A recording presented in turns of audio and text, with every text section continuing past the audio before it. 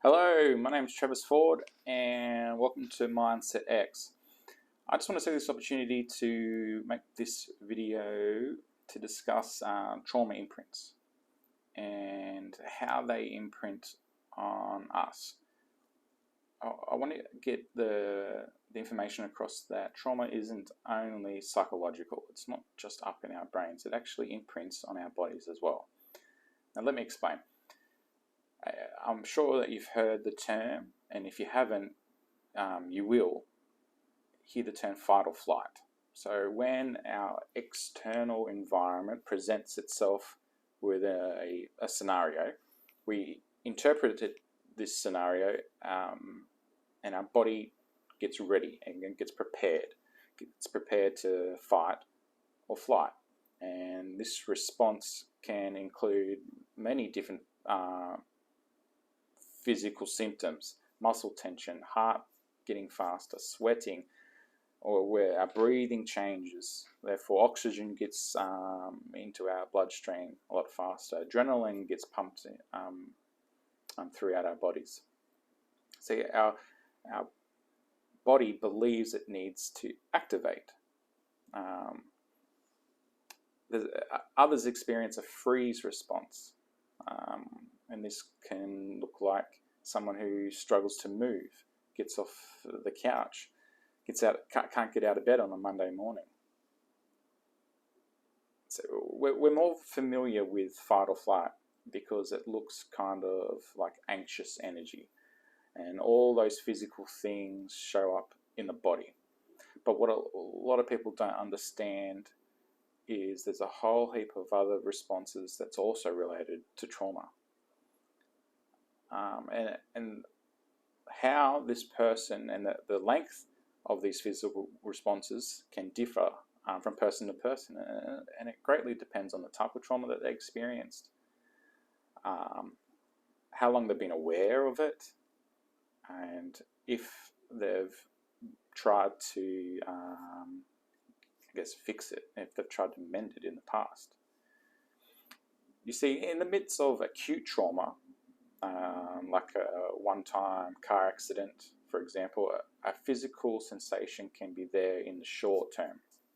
With chronic trauma, if a person is constantly experiencing hyperarousal, for example, like a soldier in a war zone, their body may stay in that state, and for some, the body may maintain that physiological response even when the stressor is no longer there.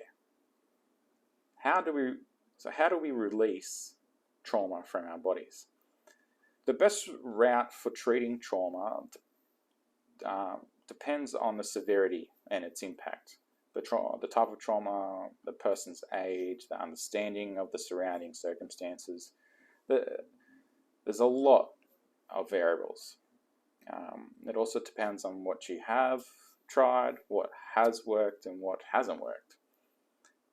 With trauma that has progressed into PTSD symptoms, strong evidence-based practices like cognitive processing therapy or prolonged exposure produce absolute great results. These approaches help to undo a lot of learning that our body and mind did as a result of the trauma, and it's the way that our body and minds were meant to act. But on the most basic level, at Mindset X, we want to create a space where the body is able to down-regulate. And the way that this could look, it can look like mindfulness practices, such as setting time aside to not be stimulated by surroundings, or mindful movement activities and other somatic interventions, which also has been shown to be very beneficial towards treating trauma. Here at Mindset X, we prefer this body-first somatic approach over a typical top-down cognitive approach when it comes to treating physical trauma responses. The bottom-up approach that Mindset X uses is where we use the body to affect those pathways in the brain. a lot of those trauma responses are actually reflexes. And when it's a reflex, it's really hard to think your way out of it, which is what cognitive therapies do. They use your rational brain, your prefrontal cortex, to try and think your way out of it. So our aim is to create a space for trauma survivors to reconnect and develop agency and ownership of their body. Again, what we know about trauma is that it dysregulates this internal network where we basically can feel everything from our own skin. And for a lot of folks who have had experiences of interrelational trauma or familial trauma, it benefits these particular people to early on learn how to read their surroundings. These people quickly learn how to identify and to notice mood shifts in perhaps a parent or their caregiver, their boss. And so oftentimes the therapeutic intervention of a bottom to top method is to create a space where these people can reconnect to that, reconnect to sensation, reconnect to a sense of agency over their body. There's a term called reverted neurolink, and RNL. And you see, triggers are often thought of as external things like sounds and smells, but triggers can also exist from within our body. Even a body position, the way someone's sitting, could create discomfort, and therefore that discomfort be a trigger. Or the rate of our breath can be a reminder of a traumatic experience. So a lot of times survivors will learn ways to disconnect from their body so that they don't bump into memories by moving a certain way or taking a certain kind of breath. First, we need to identify our own imprints to be set free. And how we identify trauma imprints? Well, our first job is to understand that what we are trying to do is identify our abnormal somatic symptoms. When people are chronically angry or scared, constant muscle tension ultimately leads to, spasms and back pain, migraine headaches, fibromyalgia, and other kinds of pain. Personally, I know if I wake up in the morning and my jaw's sore and I've got a bit of a headache and a neck ache, then I have had a bad, rough night of some traumatic dreams. I can't remember the dreams, however, my body doesn't lie. Why would I be tensing all night? I'm in bed asleep. Other common conditions which often have no clear physical cause include chronic neck pain, digestive problems, irritable bowel syndrome, chronic fatigue, and some forms of asthma. And I didn't realize this until just recently, that traumatized children have 50 times the rate of asthma than their non-traumatized peers. 50 times more. It's when a person, if you've reported feeling physically uncomfortable but without being able to describe exactly what the problem is, then this could possibly be a trauma imprint. This comes from the ability to self-numb, which keeps people from responding to ordinary needs of their bodies. Like shifting in their chair when they're uncomfortable, getting up and going for a walk and stretching, going to the toilet, holding on for too long, drinking water when they're thirsty. If you're not aware of what your body needs, you're unable to take care of it. And if you don't feel hunger, you can't nourish yourself. And if you mistake anxiety for hunger, You may eat too much, and if you can't feel satisfied, you're just going to keep on eating. Other examples include the difficulties focusing and memory. So the way that our brains work during these stressful circumstances is our short-term memory gets impacted, so that way we don't remember the traumatic event. Therefore, sometimes we have a lot of difficulty focusing and a lot of difficulty with our memory. Sensory overload and having the ability to filter what matters from what doesn't in our environment. Difficulty sleeping and relaxing. Learning new information, changing behavior, cultivating a sense of confidence and personal agency. Fear and anxiety when you know you should be feeling excited. Feeling guilty when perhaps your peers may feel sorry for a particular circumstance, where you may feel sorry and then it turns to guilt and shame, and then you blame yourself, and then you may overreact and try and fix things that aren't even your problem.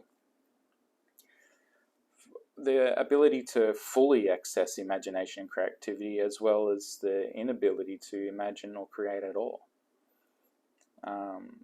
Self-doubt, perfectionism, chronic fatigue, exhaustion, maintaining motivation and a sense of purpose. Inability to trust your feelings, thoughts, emotions. Or perhaps you're over-controlling and constantly hyper-vigilant.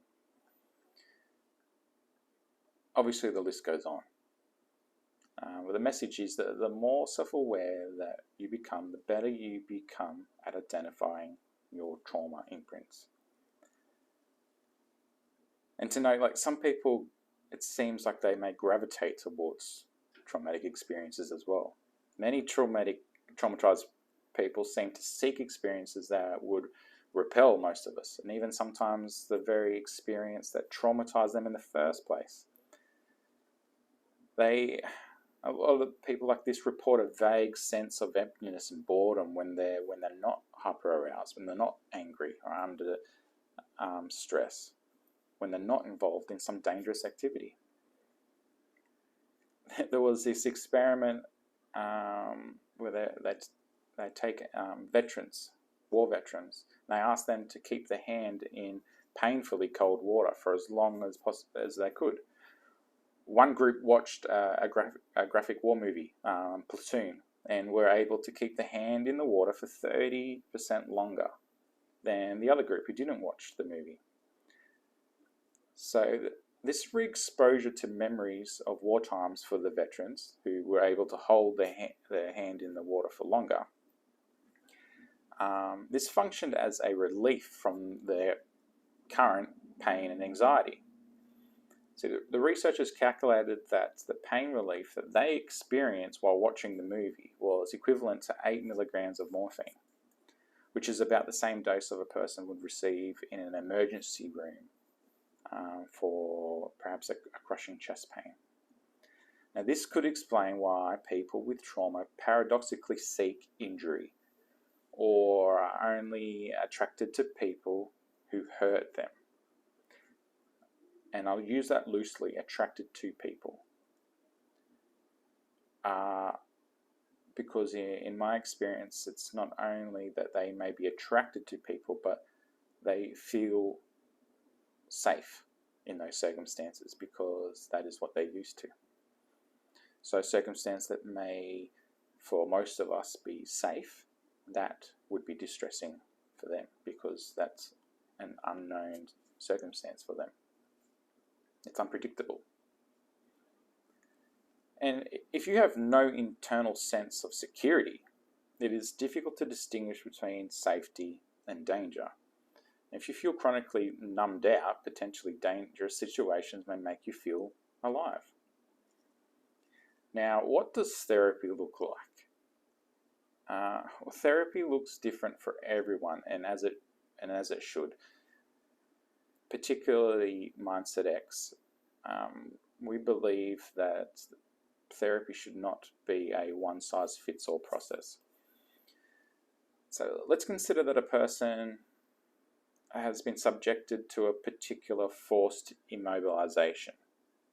Okay, for example, if a person experienced trauma because they were forcibly held down, perhaps they were trapped, or they were prevented from taking effective action, such as in a war zone, a car accident, domestic violence, or a rape. So this brain keeps secreting stress chemicals, cortisol, and the brain's electrical circuits continue to fire, and they continue to fire in vain. They've been immobilized. The opposite of immobilization is effective action. Immobilization keeps the body in a state of inescapable shock and learned helplessness. But if they can effectively fight or flee, the threat ends and the body returns to normal. So being able to move and do something to protect yourself is a critical factor in whether a particular experience ends up being traumatic in the first place. Now, here's another example. The survivors of Hurricane Katrina. These particular survivors who were strapped down and airlifted out of dangerous areas, these people suffered trauma that was much worse than those who stayed. The best way to overcome ingrained patterns of submission is to restore a physical capacity to engage and defend. So you can only be fully in charge of your body if you can acknowledge the reality of your body and all its visceral dimensions. At some point, we need to feel at home and safe with the full range of sensations available to us. This is re-embodiment, okay? And how people achieve this re-embodiment is a beautiful and unique journey.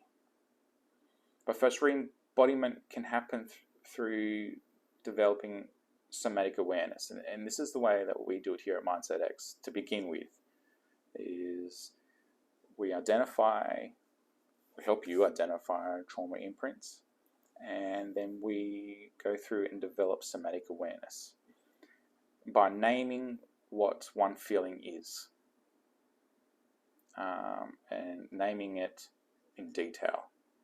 I'm not talking about the surface emotions like anger, fear, or anxiety, but underlying sensations such as pleasure, heat, tension, tingling, caving in, feeling hollow.